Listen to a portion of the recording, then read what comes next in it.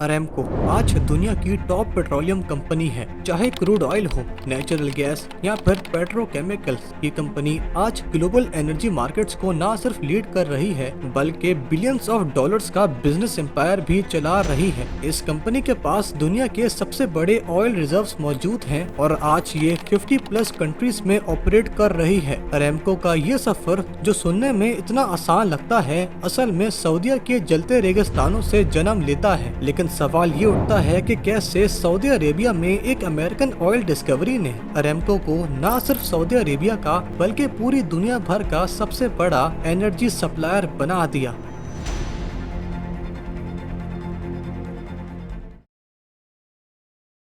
1930s में जब Saudi Arabia desserts और नोमैडिक जिंदगी से बसा हुआ था, तब सऊदी किंग अब्दुल अजीज इब्ने सऊद ने ये फैसला किया कि नेशनल रेवेन्यू सोर्सेज को बढ़ाने के लिए सऊदी अरेबिया को एक मॉडर्न स्टेट में तब्दील किया जाएगा, जहां दुनिया की मुख्तलिफ रियासतों के पास अपने खुद के कुदरती अमलियात थे। इसी तरह सऊदी अरब के पास भी नेचुरली गैस और ऑयल के रिजर्व्स मौजूद थे और जब वक्त के साथ साथ सऊदी रियासत को इस अहम खजाने के बारे में जानकारी हासिल हुई, तब उन्होंने ये फैसला किया कि अब सऊदी अरेबिया भी ऑयल कंसेशन करेगा, यानी मुल्क की मुख्तलिफ जगहों पर ऑयल और गैस की खोज शुरू करेगा। 1933 में जब एक अमेरिकन ऑयल कंपनी को इस बारे में जानकारी हासिल हुई, तब उन्होंने सऊदी रियासत के साथ ऑयल कंसेशन की एक डील साइन की। न सिर्फ इतना ही बल्कि एक जॉइंट वेंचर भी कायम किया गया जिसका नाम पड़ा California Arabian standard oil company. ये कोई सिंपल बिजनेस एग्रीमेंट नहीं था बल्कि एक नई खोज की शुरुआत थी,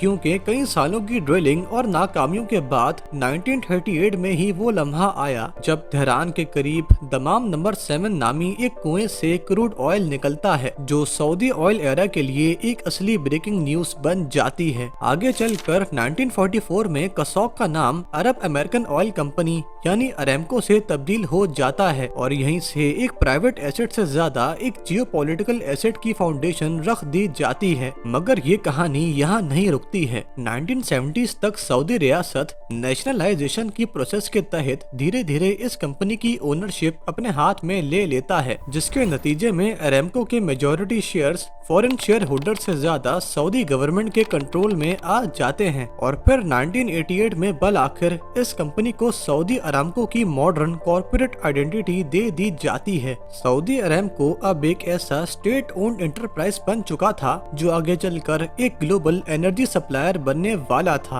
अरामको का बिजनेस मॉडल सिर्फ ऑयल निकालने और बेचने तक सीमित नहीं था, बल्कि ये सऊदी हुकूमत का एक ऐसा कीमती असासा बन चुका था जो न सिर्फ सऊदी हुकूमत को प्रॉफिट देता बल्कि मुल्क भर की इकोनॉमी भी चला रहा था। यानी अरामको एक इकोनॉमिक टूल बन चुका था, क्योंकि इस कंपनी से जनरेट हुआ रेवेन्यू ही मुख्तलिफ पब्लिक सेक्टर स्पेंडिंग्स जैसे Saudi budget, welfare spending, infrastructure, defence और फ्यूचर मेगा प्रोजेक्ट्स को फंड करता था। अगर बात की जाए अरामको के बिजनेस ऑपरेशंस की, तो ये कुल 3 कैटेगरीज में डिवाइडेड है, अपस्ट्रीम, मिड स्ट्रीम और डाउन स्ट्रीम पर। इन तीनों स्ट्रीम्स पर अरामको का एक भारी कंट्रोल है। अपस्ट्रीम में ज्यादातर oil exploration, drilling, reservoir management और प्रोडक्शन आता है और इसी तरह सऊदी अरब के ऑयल फील्ड्स, गवार जैसे तारीखी रिजर्वॉयर्स और सदियों की रिजर्वॉयर इंजीनियरिंग एक्सपर्टीज, ये सब अरामको की बैकबोन है। यहाँ तक कि जब 2024 में अरामको की एनुअल रिपोर्ट्स पब्लिश हुई, तब दुनिया को ये मालूम पड़ा कि अरामको के ऑयल कंसेशन प्लांट्स दुनिया के टॉप टायर में आते हैं। अब अगर बात की जाए मिड स्ट्रीम की, तो ये वो लेयर है जहां असल पावर होती है। कंपनी की पाइपलाइन से लेकर स्टोरेज, टर्मिनल्स, शिपिंग और ट्रेडिंग तक सब यहीं से कंट्रोल होता है। अगर किसी भी पेट्रोलियम कंपनी का इस लेयर पर तगड़ा कंट्रोल ना हो तो शायद वो कभी भी पैसे ना बना पाए, क्योंकि सिर्फ जमीन से ऑयल निकाल कर पैसा नहीं बनता, बल्कि पैसा तब बनता है जब ये सही सलामत रिफाइन होकर मार्केट प्लेस तक पहुंच जाता है। इसकी सबसे अच्छी मिसाल सऊदी अरेबिया की ईस्ट वेस्ट पाइपलाइन है, जिसे पेट्रोलाइन भी कहा जाता है। ये पाइपलाइन इसलिए स्ट्रेटेजिक है क्योंकि ये पर्शियन सी से रेड सी तक non stop land road provide करता है, जिससे मुख्तलिफ चोक पॉइंट्स पर डिपेंडेंसी कम होती है। ये पाइपलाइन इतनी बड़ी है कि रोजाना इसके जरिए 5 मिलियन बैरल्स के स्केल तक ऑयल सप्लाई किया जाता है और इस पाइपलाइन की कैपेसिटी भी रोजाना अपग्रेड की जाती है। ऑयल के साथ साथ मिड स्ट्रीम का दूसरा बड़ा नेटवर्क गैस का भी है, जिसे मास्टर गैस सिस्टम भी कहा जाता है। अरेमको के पास MGS पाइपलाइंस का एक बड़ा नेटवर्क है जो गैस प्रोडक्शन और प्रोसेसिंग साइट्स को सऊदी अरेबिया के इंडस्ट्रियल कस्टमर्स से जोड़ता है। अरेमको ने ये खुद वाजे किया है कि मास्टर गैस सिस्टम की current capacity 12.5 million cubic per day है और ये कंपनी 2028 तक अपनी एक्सपेंशन स्ट्रेटेजी के जरिए गैस की production 3.15 million cubic per day से बढ़ा देगी, जिसके लिए 4000 किलोमीटर तक लंबे पाइपलाइंस और 17 नए कंप्रेशन पेन्स का टारगेट सेट किया गया है। अरेमको की ये स्ट्रेटेजी वाजे करती है कि इस कंपनी का फ्यूचर सिर्फ क्रूड ऑयल में नहीं बल्कि गैस में भी है। अब अगर बात की जाए डाउन स्ट्रीम की, तो ये वो लेयर है जहां अरेमको मल्टीनेशनल कंपनीज को ऑपरेट करती है, यानी इस लेयर में कंपनी फ्यूल मार्केटिंग और रिटेल का काम करती है। अरेमको का मानना है कि क्रूड ऑयल को सिर्फ एक्सपोर्ट करना काफी नहीं है, बल्कि क्रूड ऑयल को रिफाइन करके उससे हाई वैल्यू प्रोडक्ट्स बनाना और उसे पेट्रोकेमिकल्स में कन्वर्ट करना ज्यादा स्टेबल और प्रॉफिटेबल हो सकता है। और इसीलिए अरेमको ने पेट्रोकेमिकल्स की प्रोडक्शन के लिए अलग से प्रोडक्शन यूनिट्स कायम किए और मार्केट में अपनी प्रेजेंस बनाने के लिए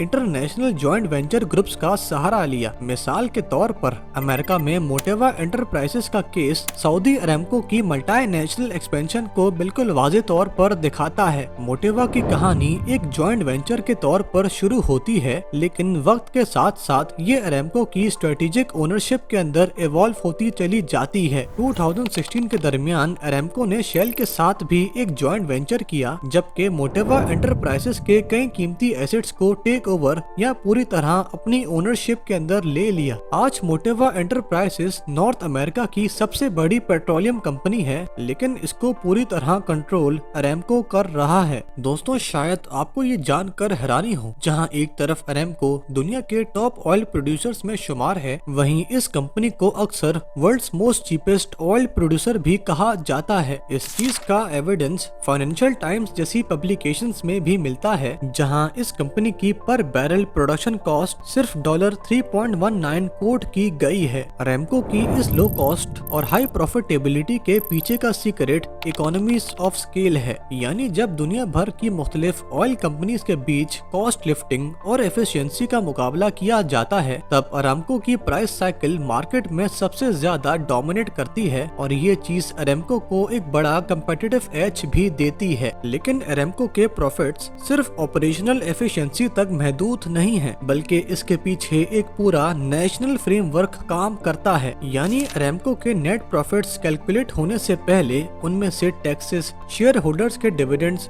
और बैंक से लिए गए फाइनेंसेस भी माइनस होते हैं। सिर्फ इतना ही नहीं, बल्कि अरेमको सऊदी रियासत को लगातार कैश रिटर्न्स भी देता रहता है और इसलिए ही अरेमको की डिविडेंड पॉलिसी सिर्फ ग्लोबल इन्वेस्टर्स के लिए नहीं, बल्कि सऊदी बजट के लिए भी हर साल एक हेडलाइंस बन जाती है। यानी अरेमको सिर्फ एक कंपनी नहीं, बल्कि एक रेवेन्यू मशीन है जो सऊदीया की पूरी इकोनॉमी चला रही है। इस कंपनी ने फाइनेंशियल ईयर 2023 में $121.3 बिलियन की नेट इनकम रिपोर्ट की, जबकि टोटल डिविडेंड्स पेड $97.8 बिलियन रहे। ये फिगर्स अरेमको को सिर्फ एनर्जी सेक्टर का नहीं, बल्कि पूरी दुनिया का सबसे ज्यादा प्रॉफिट जनरेट करने वाला एंटरप्राइज साबित करता है। फाइनेंशियल ईयर 2024 में भी इस कंपनी ने $106.2 बिलियन की नेट इनकम रिपोर्ट की, जबकि टोटल डिविडेंड्स पेड $85.4 बिलियन रहे। ना सिर्फ इतना ही, बल्कि इस कंपनी ने $135.7 बिलियन का ऑपरेटिंग कैश फ्लो और $85.3 बिलियन का फ्री कैश फ्लो भी मेंटेन किया, जो सच में अरेमको की एफिशिएंट ऑपरेशंस मैनेजमेंट का सबूत है। सऊदी अरेबिया में अरेमको से आने वाली मुख्तलिफ रेवेन्यू स्ट्रीम्स जैसे टैक्सेस, डिविडेंड्स या फिर रॉयल्टीज सीधा सऊदी अरेबिया के पब्लिक सेक्टर को फायदा पहुंचाती है। है। ये पैसा किसी इंडिविजुअल बैंक अकाउंट में नहीं बल्कि मार्केट में सर्कुलेट होता रहता है। इस स्ट्रक्चर का सबसे अहम पिलर है पब्लिक इन्वेस्टमेंट फंड, जिसके चेयरमैन मोहम्मद बिन सलमान हैं। सऊदी अरामको के शेयर्स के ट्रांसफर्स के जरिए PIF एक डिविडेंड जनरेटिंग एसेट बेस तैयार करता है, जिसकी बेसिस के ऊपर सऊदी अरब अपने future mega projects, economic diversification और ग्लोबल इन्वेस्टमेंट प्लान्स जैसे ऑब्जेक्टिव्स को अचीव करता है। दोस्तों, अगर अरामको की ग्लोबल स्ट्रेटेजी पर बात की जाए तो इस कंपनी का फोकस सिर्फ शॉर्ट टर्म बाइंग सेलिंग पर नहीं है बल्कि लॉन्ग टर्म कस्टमर्स पर भी है। आज दुनिया में सबसे ज्यादा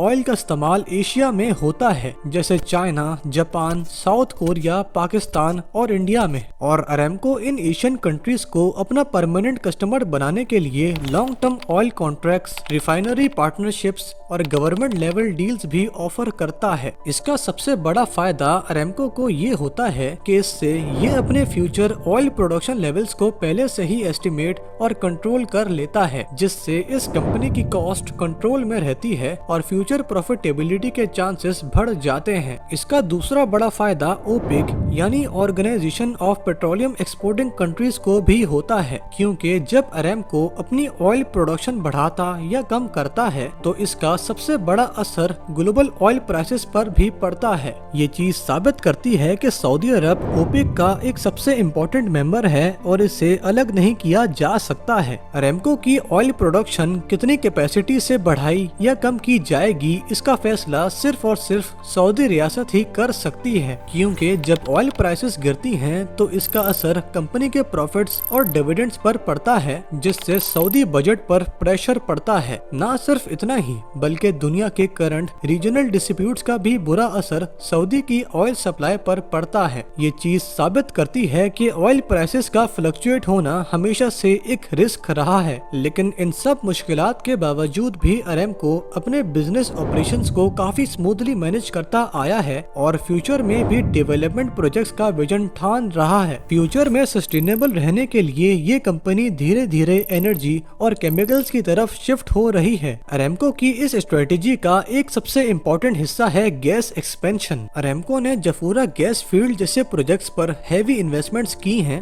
और अरामको के मुताबिक जफूरा में बहुत बड़े बड़े गैस के रिजर्व्स मौजूद हैं, जो सऊदी अरेबिया के लिए डोमेस्टिक एनर्जी सप्लाई और फ्यूचर ग्रोथ दोनों के लिए बहुत अहम साबित होगी। इसके साथ ही अरामको पेट्रोकेमिकल्स और लो कार्बन एनर्जी इनिशिएटिव्स पर भी फोकस कर रहा है, ताकि अगर फ्यूचर में ऑयल की डिमांड गिरती है तो अरामको पहले से ही प्रिपेयर्ड रहे। आम अल्फाज में अरामको ऑयल पर डिपेंड रहने के बजाय अपना बिजनेस फ्यूचर सिक्योर बना रहा है। ये थी अरामको की कहानी, वो कंपनी जिसने 1953 में ऑयल की खोज शुरू की और आज आते आते ये कंपनी $2 ट्रिलियन की मालिक है।